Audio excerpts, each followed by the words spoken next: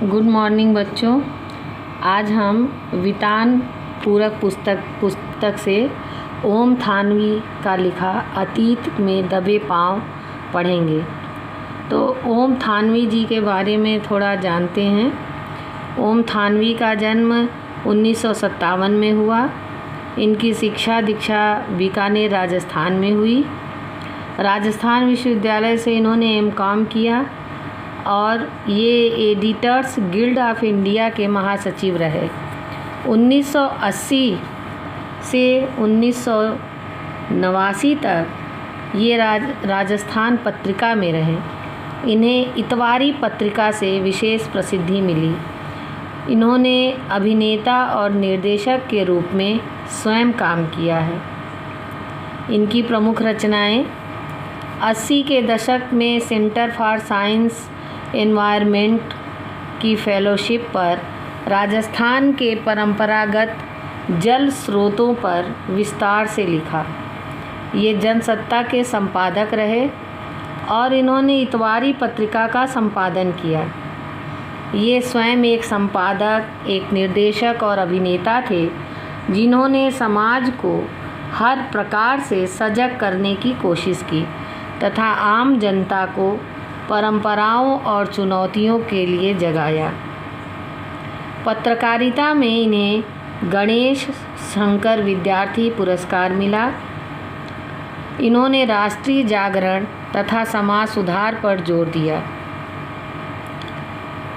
इनकी रचनाओं में उक्तियों, प्रतीकों तथा बिंबों का भी प्रयोग दिखाई देता है। इनकी भाषा शैली उपदेशात्मक, व्यंग्यात्मक तथा वर्णनात्मक है। तो हम पढ़ते हैं अतीत में दबे पाँव। इस पाठ में लेखक ने पाकिस्तान के सिंध प्रांत में स्थित पुरातात्विक स्थान जहां सिंधु घाटी की सभ्यता विकसित हुई उसके विषय में जानकारी दी है। मोहनजोदड़ो का अर्थ है मुर्दों का टीला। लेखक इस शहर की बहुत सी महत्वपूर्ण जानकारियाँ दी हैं। मोहनजोदड़ो 5000 साल पहले का शहर था, परंतु हमारी इस पुरानी सभ्यता के शहर जैसे स्थान आज भी मिल जाते हैं। हालांकि परिवर्तन बहुत अधिक आ चुका है, परंतु संस्कृति वही है। यहाँ का अनुशासन, नगर परियोजना, बस्तियों का नियोजन, वास्तुकला कौशल सभी कुछ अनूठा है, अद्वितीय है। लेखक ने पाठकों को एक एक स्थान की इस प्रकार जानकारी दी है जैसे हम पाठक गण ही वहाँ घूम घूम कर ज्ञान अर्जित कर रहे हैं। लेखक के अनुसार सिंधु घाटी सभ्यता के दौर के शहर मोहनजोदड़ो तथा हड़प्पा भारत के ही नहीं पूरी दुनिया के सबसे पुराने सुनियोजित शहर माने जाते हैं। ताम्रकाल के समय का मोहनजोदड़ो सबसे बड़ा और उत्कृष्ट शहर है, जहां व्यापक खुदाई में इमारतें, सड़कें, मूर्तियां, चाक पर बने चित्रित भांडे यानी बर्तन, मुहरें, साजो सामान और खिलौने बड़ी तादाद में मिलते हैं।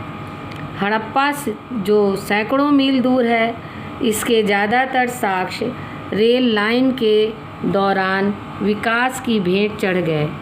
माना जाता है कि यह इस सभ्यता की राजधानी रहा होगा। ऐसा भी माना जाता है कि यह 200 हेक्टेयर क्षेत्र में फैला था और इसकी आबादी लगभग 85,000 थी, यानी 5000 साल पहले भी यह आज के महानगर को भी मात देता होगा। यह सभ्यता भले ही मैदानी थी, परंतु यह शहर टीलों पर बसा था जो कृत्रिम रूप से ईंटों द्वारा बनाए गए थे। ऐसा सिंधु नदी के पसरे पानी से बचने के लिए किया गया था।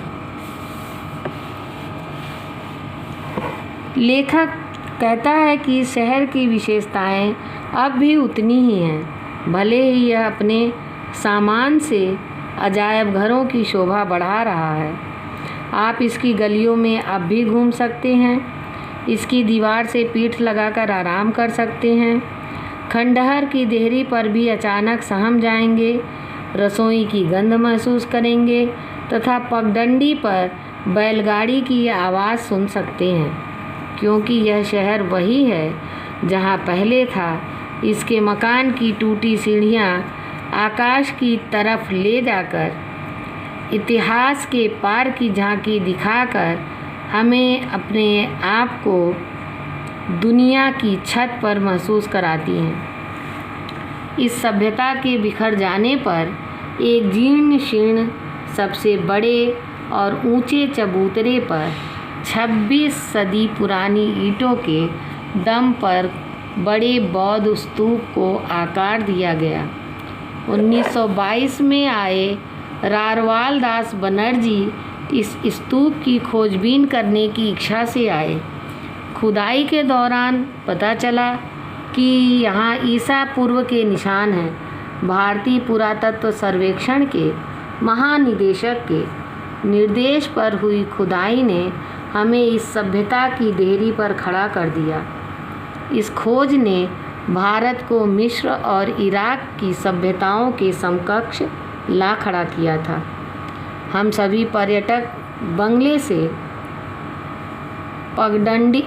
से सरपिल पगडंडी पार कर स्तूप को देख चकित रह जाते हैं। इसे भारत का सबसे पुराना और रोमांचक प्राकृतिक दृश्य कहा गया है।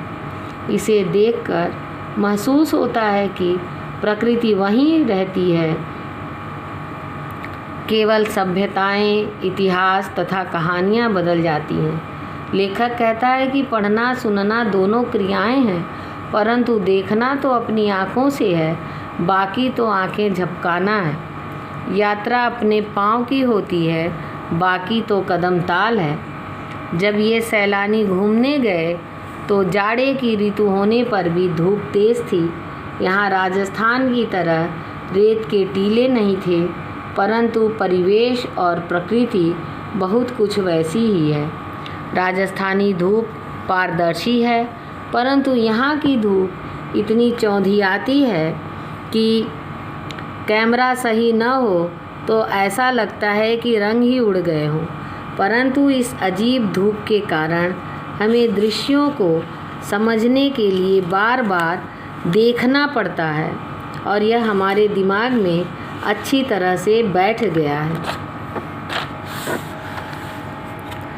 स्तूप वाला चबूतरा मोहनजोदड़ो के ऐसे हिस्से पर है जिसे पुरातत्वविज्ञ गढ़ कहते हैं।